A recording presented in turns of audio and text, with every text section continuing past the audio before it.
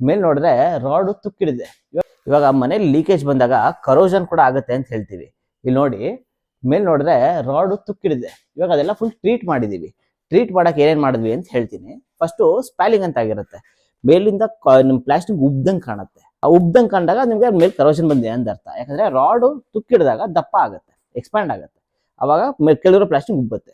ಅದನ್ನ ತೆಗ್ದು next Rust remover ಅಲ್ಲಿ ಇದನ್ನ ಕ್ಲೀನ್ ಮಾಡ್ಕೋಬೇಕು ರಸ್ಟ್ನೆಲ್ಲ. ಅದ್ರಲ್ಲಿ ರಸ್ಟ್ ರಿಮೂವರ್ ಅಲ್ಲಿ ಏನೋ ಅಸಿಡಿಕ್ಕು ಆಲ್ಕಲೈನ್ ಬರುತ್ತೆ, ಬಟ್ ಆಲ್ಕಲೈನ್ ರಸ್ಟ್ ರಿಮೂವರೇ ಯೂಸ್ ಮಾಡಬೇಕು.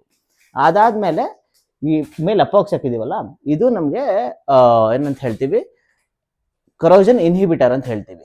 ಅದನ್ನ ನೀಟಾಗಿ ಅದನ್ನ ಕೋಟ್ ಮಾಡಬೇಕು. ಯಾಕಂದ್ರೆ ನೆಕ್ಸ್ಟ್ ಕರೋಷನ್ ಸ್ಪ್ರೆಡ್ ಆಗಬಾರ್ದು ಅಂತ ಹೇಳೋ ಕಾರಣಕ್ಕೆ ಅದನ್ನ ಮಾಡ್ತೀವಿ. ಮತ್ತೆ ಅದ್ರಲ್ಲಿ ಪಾಸಿಟಿವ್ ಅಯಾನ್ಸ್ ಎಲ್ಲ ಬರುತ್ತೆ.